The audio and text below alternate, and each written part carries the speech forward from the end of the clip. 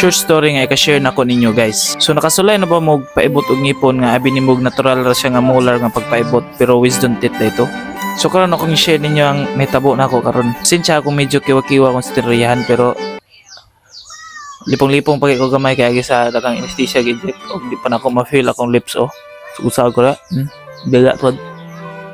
But enough na guys. So tudloan ta mo og nganong sakit kayo ning wisdom teeth ibton. A quick disclaimer lang sa, dili di ko usa ka medical expert. Ug ang akong know-how base lamang sa akong experience ug sa research. Galing mismo sa maong medical expert. Ug na kay mga ubang pangutana, do your own research. Pero first thing of all, unsa din ang wisdom teeth? A wisdom teeth or also known as third molar, mao kini siya ang ngipon nga gigamit nato sa mga sinaunang mga tawo pagaling sa ilang mga pagkaon nga gahi o wala na nga luto. Kay di pa magud uso ang magluto sa una og mga pagkaon, mao nang evolve kita to have strong and wide jaws para musibo sa ato ang wisdom teeth to grind more food. Pero karon kay high-tech naman ta og kamao naman ta magluto og mga pagkaon, ni slowly shrink ang atong jaws, making it no room sa ato ang wisdom tooth. So typically, ang wisdom teeth or ginatawag na tog pamuok is a teeth that is located in the back of the jaw. Muna siya pinakalasan nga ngipon nga moturok. Makonsider na to ni siya nga vestigial kay medyo wala na siya gamit diri sa tong lawas karon. Kung di magsakit-sakit lang si mong baba. So karon nadto ko sa dentista ning panahon na. Kaysa kagahapon, grabe kasakit akong ngipon. I mean, sobra gid kasakit. Lahi ra siya sa ubang mga sakit yun nga ngipon gyud kay musaka diri sa ulo nga mura kay kilantan nga unsa bana lahi ra gyud siya nga sakit sa natural nga ngipon. So naka-decide ko na og pagkaugma nga magpaibot ko ang ngipon. Adto ko sa dentista. Akong gisgot sa ila nga ikaduha ni nga molar nako. So ilang gitan-aw, ilang gi-check og naka-decide po sila nga second to the last nga molars. So di ako nagkasayop bay kay wa ko nakatug-an nila kung unsa na siya nga molar mismo. Abi na ko second molar unya di ay wisdom teeth dito. Kaya nga ni man gud ang nahitabo sa ngipon bay. So let's just say kani mo akong ngipon. First molar, second molar, and third molar. So ang second molar na ibot na ni siya few years ago pero wala ko kay timaan wala ko na hinumdum. So ang nahitaboan ni karon ang third molar which is ang wisdom teeth ni move siya paabante dara tapad sa first molar. Og ako ni siyang na-explain sa dentista nga mo ni siya second molar. Nag-expect po mi nga second molar ato siya og natural ra ang proseso sa pagkuan ibot pero